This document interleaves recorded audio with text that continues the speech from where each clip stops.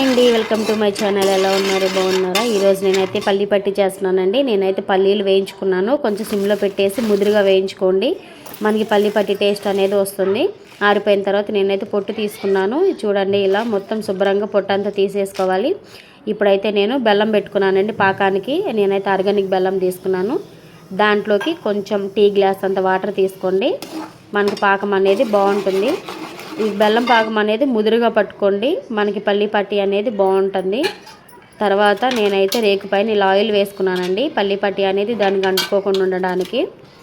చూసారా, ఇలా అయితే ముదురు పాకం పట్టుకోండి, మనకి టేస్ట్ అనేది బాగుంటుంది. ఇప్పుడైతే నేను పల్లీలు వేసుకుంటున్నాను.